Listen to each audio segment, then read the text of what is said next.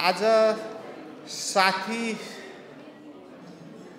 शिक्षकको यो जुन दीक्षान्त कार्यक्रम छ, यो कार्यक्रममा सहभागी भएर आफ्ना कुरा राख्न पाउँदा हामीलाई असाध्यै खुसी लागेको छ। हाम्रो गाउँपालिकामा पनि साथीहरूले तेस्रो वर्ष व्यतीत गर्दै विभिन्न विद्यालयहरूमा सेवा गरिरहनु भएको छ। ग्रामीण दूरदराजमा हाम्रो नेपाल सरकारको स्वीकृत दरबन्दीमै कार्यरत शिक्षकहरू पनि लामो समय बस्न नमानिरहेकै सन्दर्भमा साथीहरूले त्यहाँ बसेर जुन सङ्घर्ष गरिरहनु भएको छ, त्यहाँ चेतनाको दियो बाल्नको लागि, भाइ बहिनीहरूको भविष्यको रेखा कोर्नको लागि जुन मेहनत गरिरहनु भएको छ, यो मेहनतको हामी उच्च प्रशंसा गर्न चाहन्छौँ। आज नेपालको शैक्षिक अवस्था विकराल बन्दै गइरहेको छ। तपाईहरुको गाउँ-गाउँको सङ्घर्ष आफ्नो ठाउँमा छ, मेहनत आफ्नो ठाउँमा छ, तथापि सामुदायिक विद्यालयहरूको, सामुदायिक शिक्षालयहरूको अवस्था दिनानुदिन गिर्दो अवस्थामा छ।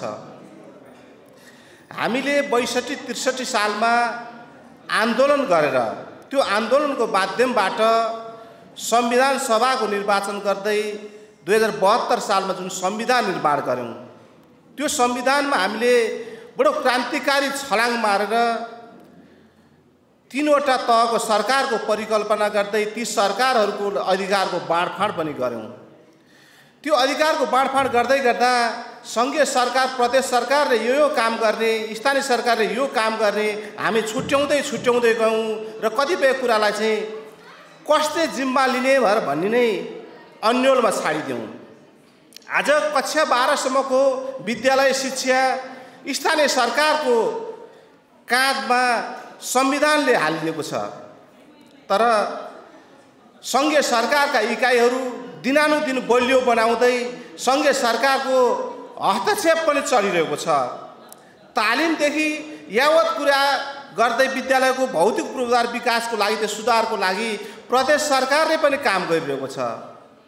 हामी तीनटाको बीचमा सबै ठाउँमा तादात्म्यता छ, एकरूपता छ, मिलेर काम गरिरहेको छौं भनेर म ढाँट्न चाहन्न।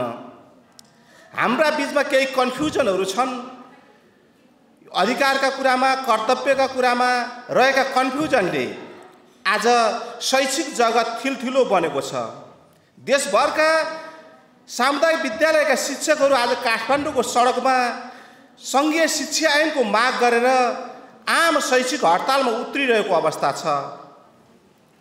तर त्यसको समाधान कसले दिने, उहाँहरूको सुविधाका कुरा, उहाँहरूको मागलाई सम्बोधन गर्ने कुरा संघीय सरकारले ऐन मात्रै बनाएर अथवा ऐनमा व्यवस्थित गरेर मात्रै चाहिँ सब ठिकठाक हुन्छ भनेर भन्ने मलाई लाग्दैन।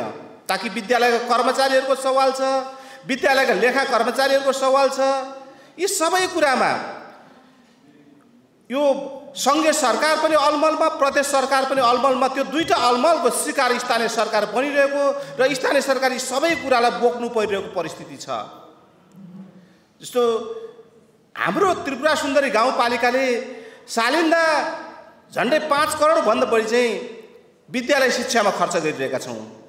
तर यसको नतिजा हाम्रा शिक्षकहरू संघीय सरकारको मातहतमा जान पाए हुन्थ्यो, स्थानीय सरकारको मातहतमा बस्न नपाए हुन्थ्यो जस्तो गर्ने र हामीलाई जुन नियामक निकायको रूपमा स्थानीय सरकार छ, स्थानीय सरकारले नतिजा देखाएन भने सबभन्दा मार जनताका तहबाट स्थानीय सरकारले खप्नुपर्ने यो परिस्थिति, यो दोधारका बीचबाट यो शिक्षालाई हामीले उकास्नु छ। यो उकास्नका लागि तपाईं सम्पूर्ण साथीहरूको इफोर्टलाई हामीले महत्त्वपूर्ण ठानेका छौं।